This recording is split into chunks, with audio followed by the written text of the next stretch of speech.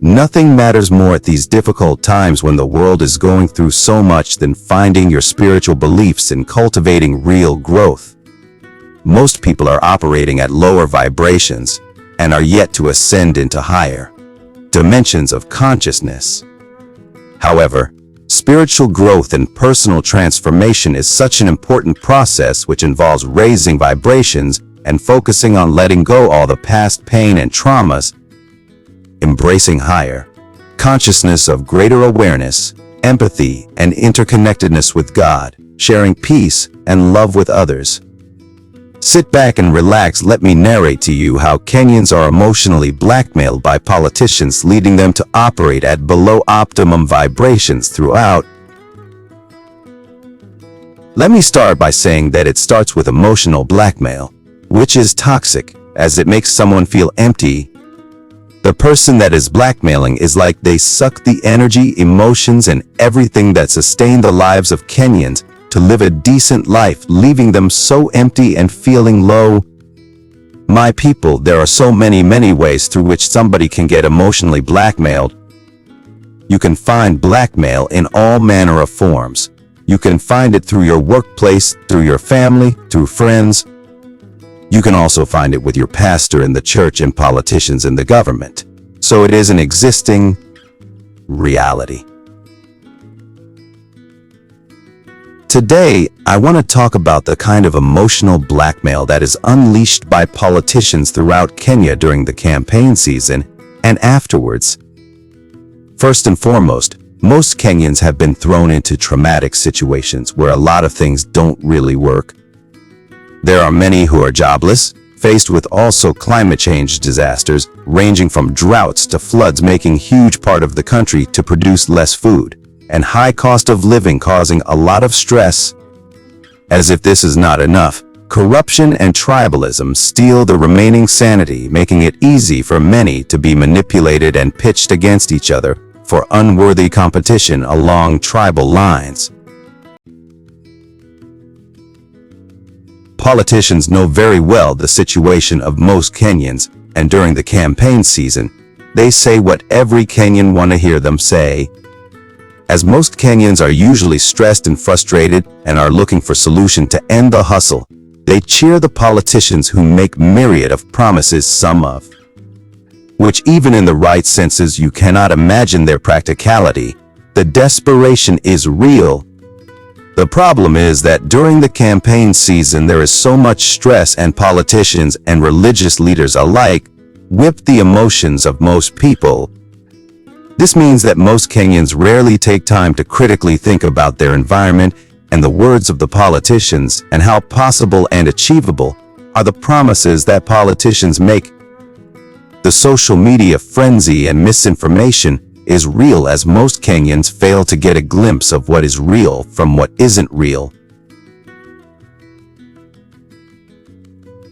What follows is emotional blackmail and guilt-tripping Kenyans in the name of support. The emotional blackmail comes in where politicians do not agree behind the curtains on who eats what. They come out in the open and fearmonger about a certain politician, exploiting the already stressed Kenyans' fears and anxieties by exaggerating government failures and crises, often emphasizing the potential negative consequences if they don't support a particular candidate or party. This has worked very well among the people of MT Kenya region, who, due to the climate of fear that has been created by politicians, they woke up early in the past to vote owing to their susceptibility to manipulation.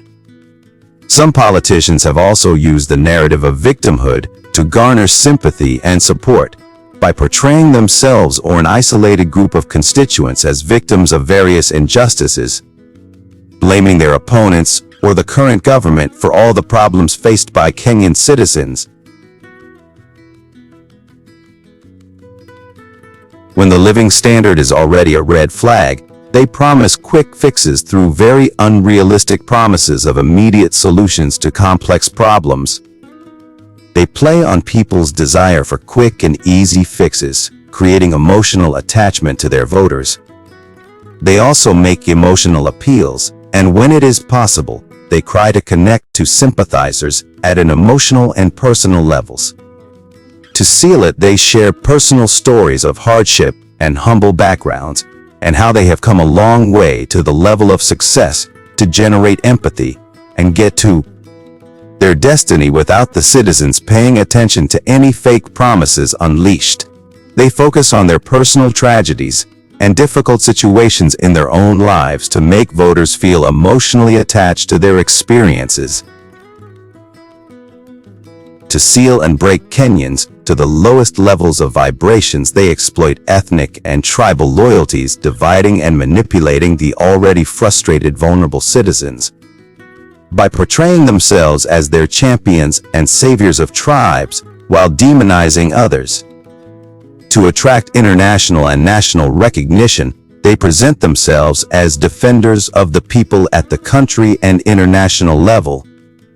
And because religion matters a lot, politicians do not hesitate to whip the support of religious institutions to validate, humanize, and supernaturalize their narratives to garner support.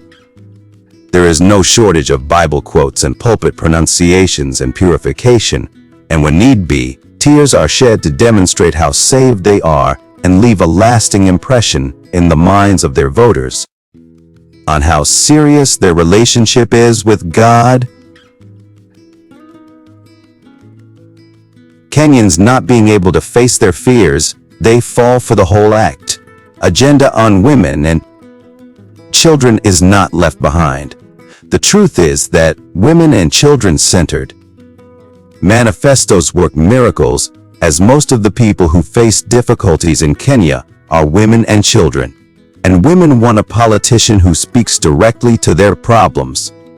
However, religion, gender, and cultural values really polarize Kenyans and manipulate them in such a way that it creates us versus them dynamics. The Great Awakening is happening in Kenya right now, and Kenyans are now realizing that they have been focusing on politicians to save them, making them to operate at low vibrations where there is no love, peace, and empathy. Some Kenyans have not accepted that politicians have been manipulating them with fear, anger, and divisions, causing anxiety. They need to wake up and realize that the continuous campaign moved to an election that will be conducted 4 years later is aimed at keeping them at very low vibration, to prevent them from attaining a consciousness that makes them achieve a meaningful success. Kenyans need to accept that politicians have been emotionally manipulating them and recognize the strategies that have been used to make them vulnerable. They need to accept that they do not benefit when divided and accept to cultivate a rational and informed, strong mindset. Therefore, embarking on individual care and well-being, finding any traumas they have experienced, whether through their childhood or through personal experiences that make them vulnerable to such manipulations, can help in healing. Individual self-care activities that promote emotional and mental health, such as meditation, mindfulness, exercise, and spending time with loved ones, can help a great deal.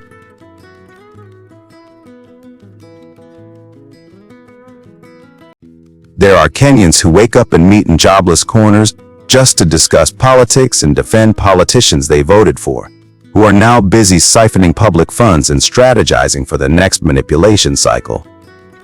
This is operating at a very low vibration level of consciousness, and an immediate shift to a higher consciousness demands letting go politics and deceitful religious leaders and embarking on a serious self-care accompanied by an individual-level internal self-examination.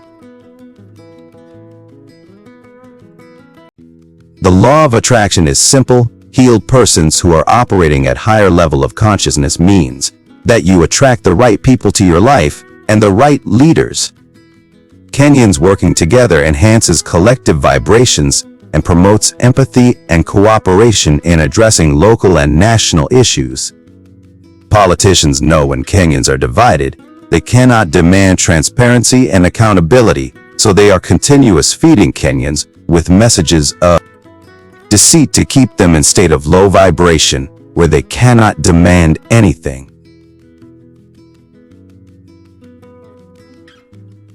Critical thinking when consuming political messages by asking questions, fact-checking and rejecting emotional appeals, and evaluating facts and evidence can be very helpful.